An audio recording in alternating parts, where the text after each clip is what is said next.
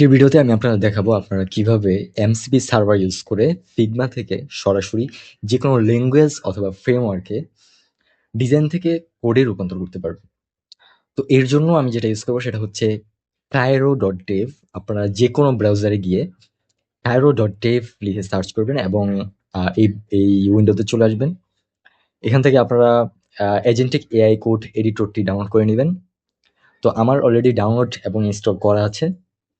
তো ডাউনলোড এবং ইনস্টল করার পরে আপনারা আপনাদের যে প্রজেক্টটিতে আপনারা এই ফিচারটি ইউজ করতে চাচ্ছেন, সেই প্রজেক্টটি এই কোড এডিটরে ওপেন করবেন।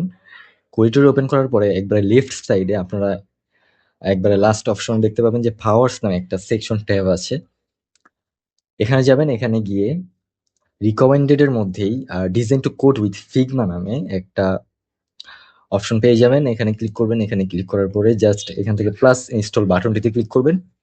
এই বাটনে ক্লিক করার 1 সেকেন্ডের মধ্যেই আপনার এই পাওয়ারটা ইনস্টল হয়ে যাবে। এই পাওয়ারটা ইনস্টল হয়ে যাওয়ার পরে আমাদের এরপরের কাজ হচ্ছে আবার সেকশন ট্যাবের মধ্যে কায়রো নামে আরেকটা সেকশন আছে, বাটন আছে। এখানে ক্লিক করবেন। এখানে ক্লিক করার পরে নিচে এমসিপি সার্ভার্স নামে আরেকটা সেকশন আছে। এখানে পাওয়ার ফিগমা নামে একটা ড্রপ ডাউন দেখতে পাবেন। তো এই ড্রপ ডাউনের প্যারেন্ট সেকশনে আপনারা রাইট ক্লিক করবেন। রাইট ক্লিক করে এখান থেকে আমার অলরেডি যেহেতু অথেন্টিকেট করা আছে, তাই আমার এখানে রিঅথেন্টিকেট লেখাটি উঠছে। তো আপনারা এখানে অথেন্টিকেট অথবা রিঅথেন্টিকেট যে কোনো আপনার যেটা আছে সেটা দিয়ে ক্লিক করবেন। এখানে ক্লিক করার পরে এখানে একটি পপ আপ আসবে। এই পপ আপে এক্সটার্নাল ওয়েবসাইটের অ্যাক্সেস চাবে পারমিশন দেওয়ার জন্য। তো এখান থেকে আপনারা ওপেন বাটনে ক্লিক করবেন। ওপেন বাটনে ক্লিক করার পরে আপনার ব্রাউজারে গিয়ে ফিগমা থেকে এই কোড এডিটরের অ্যাক্সেসটা দিতে হবে। এখান থেকে এগ্রি অ্যান্ড অ্যালাউ অ্যাক্সেস বাটনটিতে ক্লিক করবেন। তো এই বাটনটিতে ক্লিক করার সাথে সাথেই আপনার অথরাইজেশন হয়ে যাবে আপনার কোড এডিটরের সাথে। তো এরপরে আমি চাইলে এই ট্যাবটা কেটেও দিতে পারি। ট্যাবটা কেটে দিলাম। এবার আমাদের পরের কাজ হচ্ছে আবারও রাইট ক্লিক করবেন এটার উপরে। আবারও রাইট ক্লিক করার পরে এখান থেকে কানেক্ট বাটনে ক্লিক করবেন। কানেক্ট অথবা রিকানেক্ট বাটনে ক্লিক করবেন। তো রিকানেক্ট বাটনে ক্লিক করার পরে আমাদের সাকসেসফুলি পাওয়ারটা আমাদের কোড এডিটরের সাথে কানেক্ট হয়ে যাবে। তো এবার আমার কাজ হচ্ছে প্রম্পট লেখা। তো প্রম্পটটি লেখার জন্য আমি আমার এজেন্টের যে চ্যাট সেকশনটি আছে সেখানে চলে যাব এবং এখানে আমি ফোল্ডার এবং ফাইলের নাম উল্লেখ করে দিয়ে একটি প্রম্পট লিখব যে ইনক্লুড দিস ফিগমা কম্পোনেন্ট, এবং এখানে আমি হচ্ছে আমার ফিগমা কম্পোনেন্টটির লিঙ্কটি এখানে পেস্ট করে দেব। তো লিঙ্কটি কপি করার জন্য আপনারা আপনাদের যে ডিজাইনটি প্রোভাইড করা হয়েছে আপনার ক্লায়েন্ট থেকে অথবা আপনার নিজস্ব ডিজাইন হোক, তো যদি ডিজাইনটা ক্লায়েন্ট থেকে আসে তাহলে আপনি হচ্ছে প্রথমেই এই ড্রপ ডাউন থেকে ডুপ্লিকেট টু ইউর ড্রাফটসে নিয়ে নেবেন, যাতে আপনার কোড এডিটরটি অ্যাক্সেস করতে পারে। সাধারণত ক্লায়েন্ট এনিওয়ান অ্যাক্সেস দেয় না, তো যার কারণে আমাদের এই ড্রাফটটা করে নিতে হবে।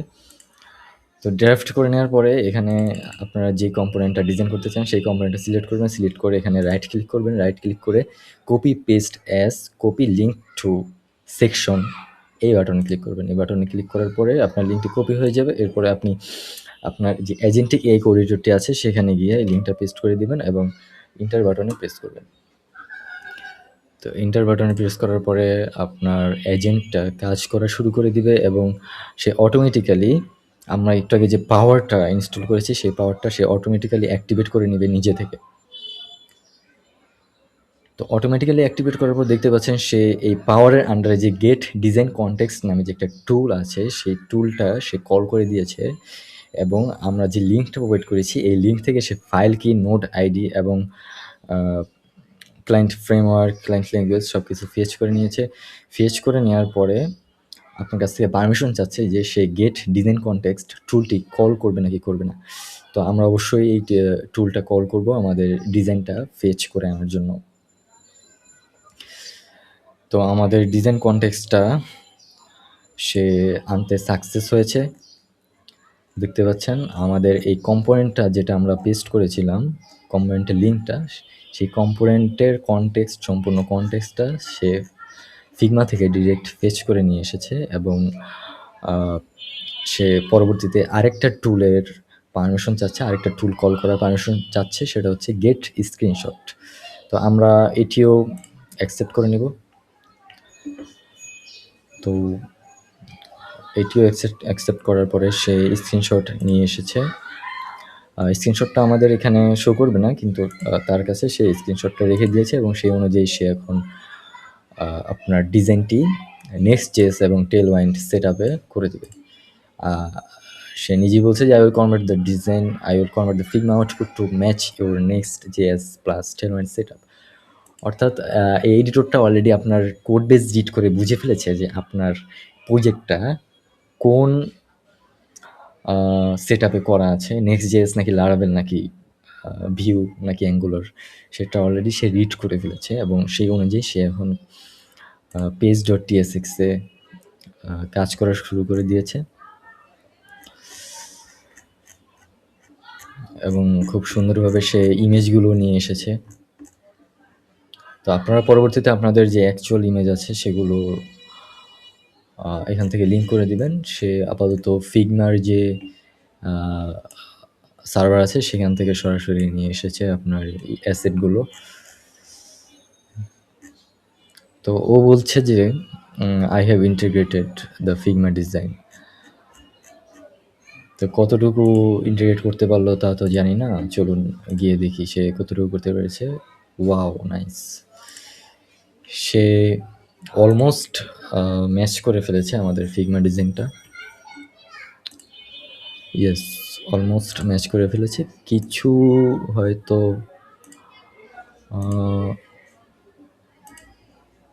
ইয়েস, শুধু একটা জায়গায় একটু গন্ডগোল আছে, এটা হচ্ছে সিলেক্ট করা যাচ্ছে না। আর হচ্ছে এখানে টেক্সটের পাশে একটা নাম্বার আছে, এই নাম্বারটা অ্যাড করে নিই। তো এই দুইটা জিনিস আশা করি আপনি যদি ভাইব কোডিং অথবা প্রম্পট ইঞ্জিনিয়ারিং করে থাকেন আপনারা নিজে থেকেই পেরে যাবেন এই আপডেট করতে। তো এই আপডেটটা করার জন্য তারপর আমি বলে দিই, আপনারা জাস্ট এখান থেকে কপি করবেন, রাইট ক্লিক করে কপি অ্যাজ পিএনজি দিবেন। কপি অ্যাজ পিএনজি দিয়ে আপনার কোড এডিটরে যাবেন, কোড এডিটরে গিয়ে এখানে পেস্ট করে দিবেন। পেস্ট করে দিয়ে বলবেন যে there have number converted sizes, please add according to this PNG image। তো এই প্রম্পটটি দেওয়ার পরেই আশা করি আপনার ডিজাইনটা ফুলি ম্যাচ হয়ে যাবে এবং এটা সিলেক্টেড ফাংশনাল করার জন্য আপনারা বলবেন যে please make the brand colours selection functional. Then আমাদের সম্পূর্ণ ডিজাইনটি একেবারে ফিগমার সাথে ম্যাচড হয়ে যাবে। তো আশা করি আপনারা বুঝতে পেরেছেন কিভাবে এই কায়রো টুলটি ইউজ করে, কায়রো এজেন্টিক এআই কোড এডিটরটি ইউজ করে আপনারা সহজেই ফিগমা থেকে ডিরেক্ট কোড করে ফেলতে পারেন ভাইব কোডিংয়ের মাধ্যমে। তো আশা করি আপনারা সবাই বুঝতে পেরেছেন। ভালো থাকবেন, আল্লাহ হাফিজ। আর ভিডিওটি কেমন লাগলো জানাবেন।